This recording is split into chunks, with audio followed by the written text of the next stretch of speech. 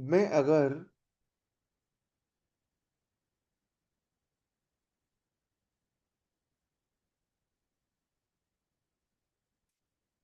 आपको बोलूं,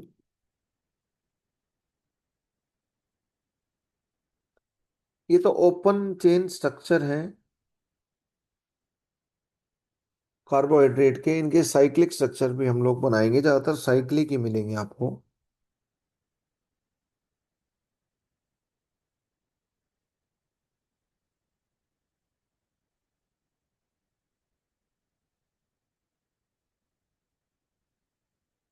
क्या ये कार्बोहाइड्रेट है?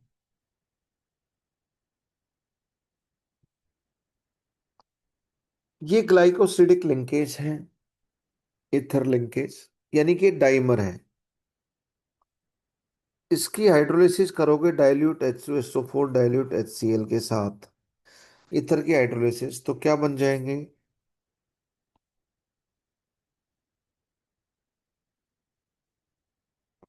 दो मोनोसेक्राइड मोनोमर बन जाएंगे, और दोनों एल्डोज है, देखो।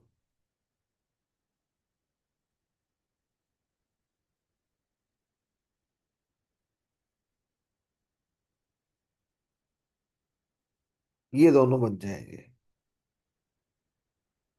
On hydrolysis.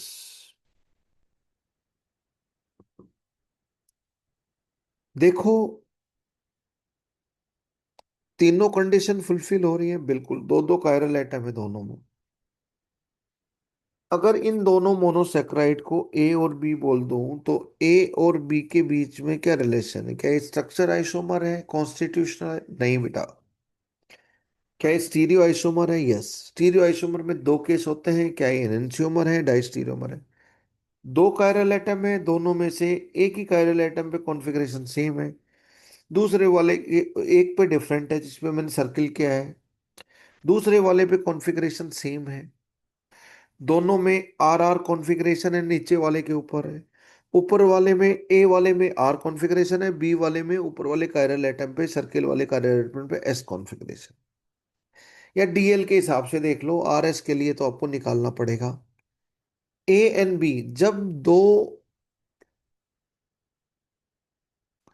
कंपाउंड का स्ट्रक्चर सेम हो, स्ट्रक्चर दोनों का सेम है ए और बी का, लेकिन बहुत सारे कायरल एटम हो, उनमें से कुछ की कॉन्फ़िगरेशन चेंज हो गई हो और कुछ की चेंज नहीं हुई हो, एक को दूसरे से कंपेयर करें, तो उनको डायस्टीरियोमर बोलते हैं। क्योंकि इनन्सियोमर में तो मिरर इमेज होते हैं और उसमें सभी की कॉन्फ़िगरेशन चेंज हो चुकी होती है। जिनकी आर थी उनकी सबकी एस हो चुकी होती है, और साथ साथ कायरल भी होते हैं। तो ए और बी आपस में डायस्टीरियोमर है। ठीक है। तो ये कंपाउंड आपका, ये कंपाउंड कार्बोहाइड्रेट हो गया, बिल्कुल सही बात है। जो हाइड्रोलिसिस के ऊपर polyhydroxy aldehyde ketone they with chiral atom.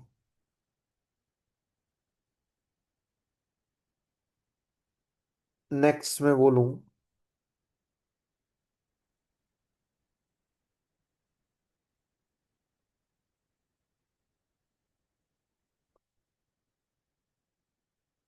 मैं एल्डोज बनाऊं, एल्डिहाइड ग्रुप बना दिया मैंने।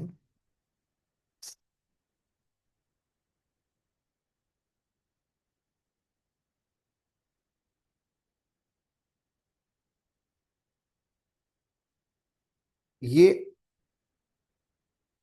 राइबोज शुगर है, जो कि आरएनए में प्रेजेंट होती है। ये डी राइबोज है, सभी फार्देस्ट कायरल एटम की डी कॉन्फ़िगरेशन है। तीनों कायरल एटम की डी है। ये पेंटोज है ना।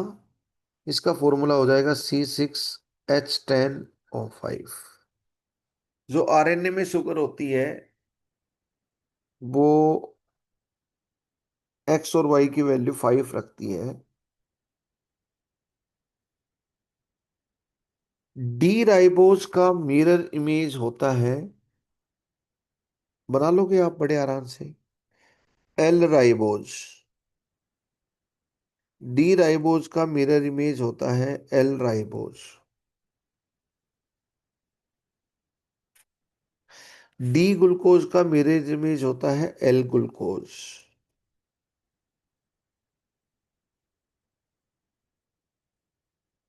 डी ग्लूकोज का मिरर इमेज होता है एल ग्लूकोज। डी राइबोज का फॉर्मूला आपको याद भी होना चाहिए। स्ट्रक्चर फॉर्मूला याद होना चाहिए, मॉलिक्यूलर फॉर्मूला तो अपने आप हो जाएगा फिर। You are expected to enable the structure of ribose.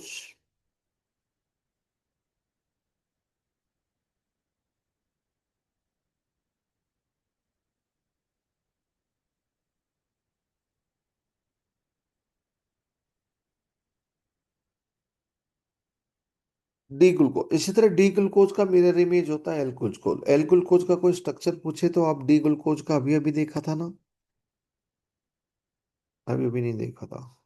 Okay, पर पहले से जानते हैं हम लोग।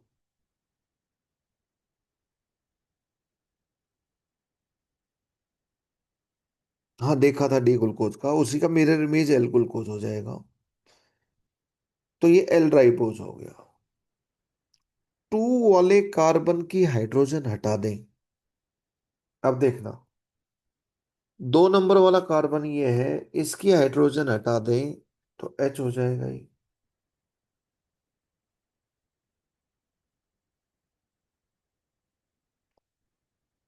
तो इसको मैं बोलूंगा 2 डीऑक्सी राइबोज। ये डीएनए वाला शुगर होता है। ये डीएनए वाला शुगर होता है। इसके मॉलिक्यूलर फॉर्मूला और स्ट्रक्चर फॉर्मूला में एक ऑक्सीजन कम हो गया। टू वाला 2 डीऑक्सी राइबोज। राइबोज का स्ट्रक्चर फॉर्मूला ध्यान है, डी राइबोज, जो डीएनए में होता है। 2 डीऑक्सी राइबोज का स्ट्रक्चर तो अपने आप ध्यान हो जाएगा। ये भी पता होना चाहिए क्योंकि ये डीएनए में होता है। डीऑक्सी में सबसे पहले, डीऑक्सी राइबोज में डी से स्टार्ट होता है तो डीएनए, राइबोज में आर से स्टार्ट होता है तो आरएनए। राइबोज का नाम आर से स्टार्ट होता है तो वो आरएनए वाला कार्बोहाइड्रेट शुगर है। तो कार्बोहाइड्रेट की डेफिनेशन और स्ट्रक्चर दे रखा हो तो कार्बोहाइड्रेट को कैसे पहचानते हैं ये हम देख चुके हैं। अब हम क्लासिफिकेशन ऑफ कार्बोहाइड्रेट्स देखते हैं। लिखो क्लासिफिकेशन ऑफ कार्बोहाइड्रेट्स।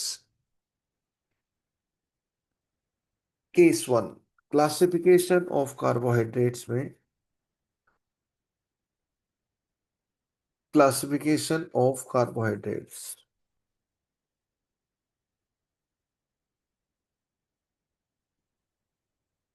पहला क्लासिफिकेशन है बेटा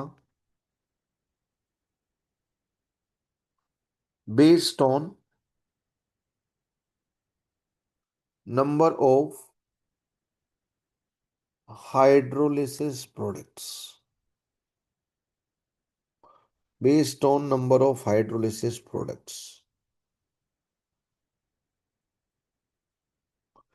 based on number of hydrolysis products. जो हाइड्रोलिसिस प्रोडक्ट होंगे उनको खुद मोनोसेक्राइड बोला जाता है।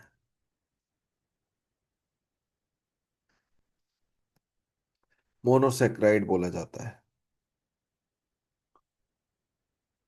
तो हम लोग बोलेंगे,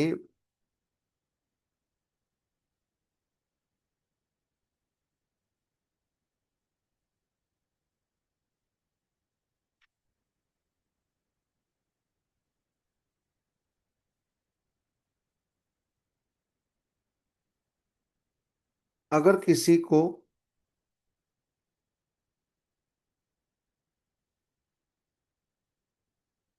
फर्दर हाइड्रोलिसिस से सिंप्लीफाई नहीं किया जा सकता,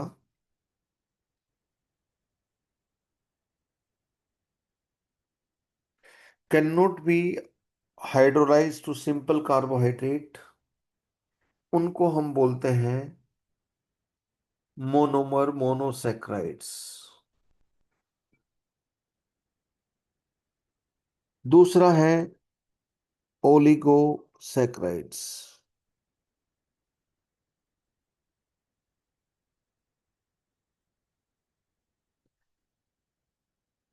मोनोसेक्राइड, ओलिगोसेक्राइड,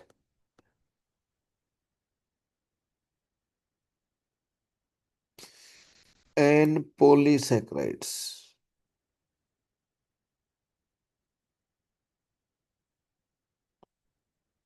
2 से 10 यूनिट्स मिले मोनोसेक्राइड्स की हाइड्रोलिसिस पे तो उसको ओलिगोसेक्राइड्स बोलते हैं। अगर 2 यूनिट मिले तो डाइसेक्राइड बोलेंगे, 3 यूनिट मिले तो ट्राइसेक्राइड बोलेंगे।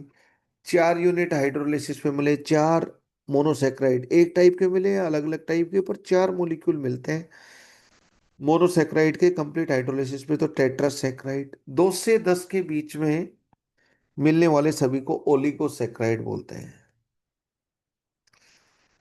10 से ज्यादा यूनिट यानी कि मोनोसेक्राइड मिले कंप्लीट हाइड्रोलिसिस पे उनको पॉलीसेक्राइड बोलते हैं। उनको पॉलीसेक्राइड बोलते हैं। कौन कौन से मोनोसेक्राइड आपको पढ़ने हैं आपके सिलेबस में केमिस्ट्री में? Glucose, galactose, mannose, fructose. ये तो हेक्सोज है। इसके अलावा राइबोज, डीऑक्सीराइबोज, ये हैं मोनोसेक्राइड जो आपको काम आते रहते हैं। ओलिगोसेक्राइड में आपको डाइसेक्राइड पढ़ने हैं, और डाइसेक्राइड में सुक्रोज हो गया, मोल्ट शुगर हो गया जिसको मोल्टेज बोलते हैं, सुक्रोज को इन्वर्ट शुगर, और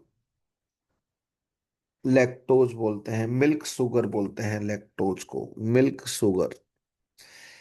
3 डाइसेक्राइड जो ओलिगोसेक्राइड के केस हैं वो उनका स्ट्रक्चर सब डिटेल आपको पढ़ना है। पॉलीसेक्राइड्स में आपको स्टार्च पढ़ना है, सेलुलोज पढ़ना है, ग्लाइकोजन पढ़ना है, गम्स एंड रेजिन्स पढ़ना है।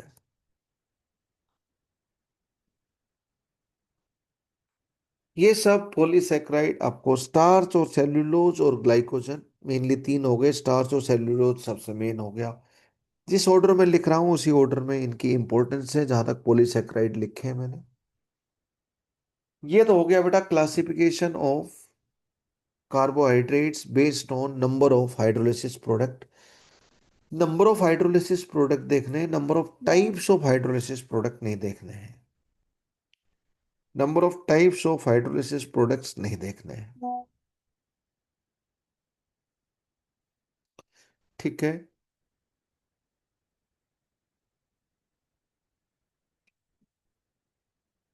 क्लासिफिकेशन का केस 2।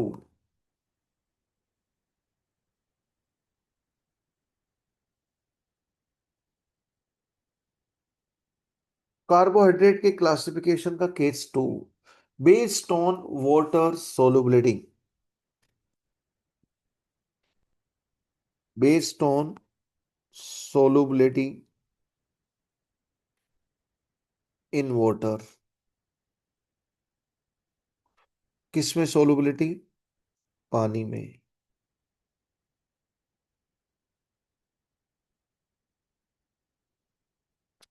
2 टाइप के होते हैं कार्बोहाइड्रेट, एक को शुगर बोलते हैं, दूसरे को नॉन शुगर बोलते हैं। एक को शुगर बोलते हैं, दूसरे को नॉन शुगर बोलते हैं। डिफरेंसेस, अगर कोई क्रिस्टल हो, क्रिस्टलाइन नेचर का हो तो शुगर कहलाता है, और अमोर्फस नाम का सॉलिड हो तो हम बोलेंगे नॉन शुगर। दूसरा तो आप जानते ही हो, सोलुबिलिटी के हिसाब से जो पानी में सोलुबल होता है उनको शुगर, और पानी में सोलुबल नहीं होता उनको हम नॉन शुगर बोलते हैं। शुगर मतलब मीठा होता है, स्वीट इन टेस्ट। तो एक तो इनका crystalline amorphous arrangement of particle बताया, मोलिक्यूल का अरेंजमेंट। दूसरा, सोलुबिलिटी इन वाटर से डिफरेंस बताया, वो तो बेसिक क्राइटेरियन है ही है। तीसरा, टेस्ट, ये कोई टेस्ट नहीं रखते हैं। अपनी जिह्वा पे रख के देखो तो इनका कोई टेस्ट नहीं होगा, खट्टा मीठा, टेस्टलेस, पानी जैसे टेस्टलेस होता है वैसे ही टेस्टलेस है।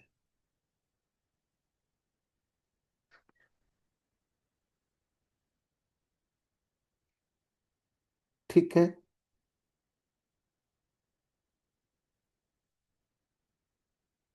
इसका एग्जाम्पल मैं ले लेता हूं। ग्लूकोज, फ्रुक्टोज मोनोसेक्राइड थे। सुक्रोज तो हम घर में यूज करते हैं, केन शुगर, इनवर्ट शुगर, खूब मीठी होती है। Lactose milk sugar, maltose moult sugar, ये तीनों डाइसेक्राइड है, ये मोनोसेक्राइड है। जो पॉलीसेक्राइड है ना, सारे के सारे,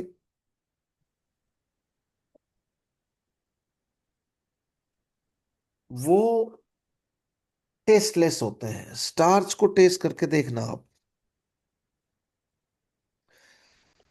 कोई टेस्ट नहीं आएगा। लैब में रखी रहती है स्टार्च, व्हाइट कलर का पाउडर होता है। स्टार्च का कोलोइडल सॉल्यूशन भी हम लोग बनाते हैं, लैब टेस्ट है वो। सार cellulose polysaccharides in general tasteless होते हैं, पानी में नहीं घुलते हैं। बहुत बड़े पॉलीमर है, ऑर्गेनिक कंपाउंड कार्बन ही कार्बन हो गया, तो वो नहीं घुलते हैं। मोनोसेक्राइड बहुत आसानी से घुल जाते हैं, क्योंकि उनमें कई सारे OH होते हैं, और OH उनके पॉलीहाइड्रोक्सी ग्रुप की वजह से पानी के साथ हाइड्रोजन बॉन्डिंग बन जाती है, और हाइड्रोजन बॉन्डिंग बनने की वजह से वो अच्छे से घुल जाते हैं। तो कार्बोहाइड्रेट्स जो अच्छे से सोलुबल होते हैं, उनका कारण क्या है? Hydrogen bonding. उनमें पॉलीहाइड्रोक्सी ग्रुप होते हैं, बहुत सारे OH ग्रुप, वो पानी के साथ हाइड्रोजन बॉन्डिंग में इन्वॉल्व हो जाते हैं। ठीक है बेटा। एक और क्लासिफिकेशन देखते हैं हम लोग, based on reducing property. Case 3, based on reducing property, based on reducing property. Biology वाले बच्चों का सब सुना हुआ होता है बेटा। बेस्ड ऑन, वैसे आसान चीजें हैं, एग्जाम्पल वगैरह याद करने हैं। रेड्यूसिंग प्रॉपर्टी, कौन कौन से मोनोसेक्राइड है? डाइसेक्राइड 3, और पॉलीसेक्राइड भी 3 4 ही हैं। मोनोसेक्राइड 5 6 हैं, जिनको आपको याद करना है स्ट्रक्चर समेत। मेनली बायोलॉजी यहाँ पे डिफरेंस ये रहेगा, हम स्ट्रक्चर वगैरह पे ज्यादा ध्यान देंगे, है ना। और केमिकल प्रॉपर्टीज देखेंगे, दो की केमिकल प्रॉपर्टी खासकर NCERT में है। एक डी ग्लूकोज, और दूसरा डी फ्रक्टोज। डी ग्लूकोज की सबसे पहले हाईएस्ट प्रायोरिटी ऑर्डर में हमारे लिए जो इम्पोर्टेंट है। Based on reducing property, third type का क्लासिफिकेशन है बेटा ये। एक रेड्यूसिंग शुगर बोला जाता है, दूसरा नॉन रेड्यूसिंग शुगर। देखो बच्चों, एल्डिहाइड कीटोन चैप्टर में आप एल्डिहाइड या अल्फा हाइड्रोक्सी कीटोन, ये सारे के सारे Tollens Fehling Benedict test positive दे देते थे। टॉलेंस फेलिंग बेनेडिक्ट टेस्ट वाले रिएजेंट ऑक्सीडाइजिंग एजेंट होते हैं, उनको रेड्यूस कर देते थे। यहां पर भी एल्डिहाइड कीटोन ग्रुप है। एल्डिहाइड हेमी एसिटल और कीटोन हेमी कीटल में भी कन्वर्ट होके रखता है, जब साइक्लिक स्ट्रक्चर होते हैं इन कार्बोहाइड्रेट के। रेड्यूसिंग शुगर क्या है? नाम से ही पता है, विच रेड्यूसेस, किन ऑक्सीडाइजिंग एजेंट को रेड्यूस कर देते हैं? Tollens reagent, Fehling solution test, Benedict solution test. यहां पर which can not reduce, can not reduce these oxidising agents, है ना। नाम से समझ में आता है, जो रेड्यूस कर देते हैं वो रेड्यूसिंग शुगर, जो रेड्यूस नहीं कर पाते हैं। टॉलेंस टेस्ट में सिल्वर मिरर टेस्ट होता है, सिल्वर मिरर बन जाएगा। फेलिंग बेनेडिक्ट में CU2O का रेड पीपीटी बन जाएगा। ये ऑब्जर्वेशन होती है। तो जो कार्बोहाइड्रेट फेलिंग बेनेडिक्ट में रेड पीपीटी देते हैं CU2O का, या फर्दर रिडक्शन के CU मेटल का red PPT, brick red blood red PPT भी बोल देते हैं उसको, रेड पीपीटी, ब्लड जैसा रेड, तो उसको हम रेड्यूसिंग शुगर बोल देंगे। और जो नहीं करेंगे, non reducing sugar. All monosaccharides, सी एल्डोज हो या कीटोज हो, एल्डिहाइड फंक्शनल ग्रुप वाला हो या कीटोन हो, ओपन चेन स्ट्रक्चर में, ऑल मोनोसेक्राइड्स रेड्यूसिंग शुगर ही होते हैं।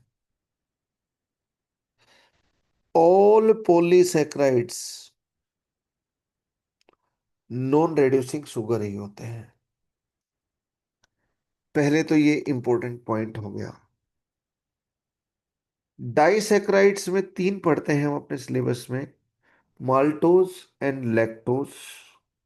लैक्टोज को मिल्क शुगर और माल्टोज को मॉल्ट शुगर बोलते हैं। लेकिन एक डाइसेक्राइड होता है, ये डाइसेक्राइड हो गए, और यहाँ पे भी एक डाइसेक्राइड है, sugar, cane sugar, invert sugar भी बोल देते हैं उसको, वो नॉन रेड्यूसिंग है। अब कौन सा रेड्यूसिंग है कौन सा नॉन रेड्यूसिंग है, वो स्ट्रक्चर से कैसे पहचानेंगे? टोलेंस, फेलिंग और बेनेडिक्ट टेस्ट के सारे केसेस याद हैं क्या? एल्डिहाइड को रेड्यूस कर देते हैं ये, एलिफेटिक एल्डिहाइड को सब कर देते हैं। एसिड में सिर्फ फॉर्मिक एसिड को ऑक्सीडाइज कर देते हैं ये, टॉलेंस, फेलिंग, बेनेडिक्ट। रेड्यूस नहीं, ऑक्सीडाइज, यानी कि खुद को रेड्यूस कर लेते हैं। अल्फा हाइड्रोक्सी कीटोन कर लेते हैं, अल्फा हाइड्रोक्सी कीटोन से बनने वाले कीटल को भी कर देते हैं, और एल्डिहाइड से बनने वाले हेमी एसिटल को भी कर देते हैं। इसके अलावा और भी केसेस थी, वो सारे केसेस याद हैं हेमी एसिटल वाला, तो आपका काम हो जाएगा। ये सुनो, आपका काम हो जाएगा। तो बच्चों, क्लासिफिकेशन ऑफ कार्बोहाइड्रेट और कार्बोहाइड्रेट की डेफिनेशन फुल डिटेल में हो गया। अब हम मोनोसेक्राइड्स को थोड़ा देखेंगे, बस मोनोसेक्राइड्स देख लेते हैं थोड़ा सा। अब है क्लासिफिकेशन ऑफ मोनोसेक्राइड। कार्बोहाइड्रेट में मोनोसेक्राइड होते हैं, मोनोसेक्राइड्स के क्लासिफिकेशन की बात करते हैं। क्लासिफिकेशन ऑफ मोनोसेक्राइड्स,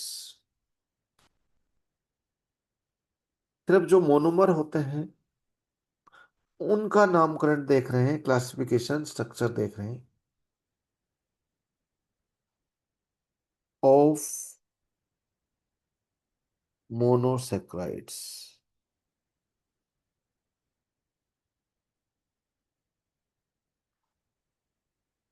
दो तरह के होते हैं। क्या तो उनमें एल्डिहाइड फंक्शनल ग्रुप होगा तो एल्डोज बोलेंगे, कीटोन फंक्शनल ग्रुप होगा तो कीटोज बोलेंगे। एल्डिहाइड फंक्शनल ग्रुप होगा तो एल्डोज बोलेंगे, कीटोन फंक्शनल ग्रुप होगा तो कीटोन बोलेंगे। अब मैं इनका जनरल स्ट्रक्चर फॉर्मूला बता देता हूं। एक CHO होगा एक टर्मिनल के ऊपर, बाकी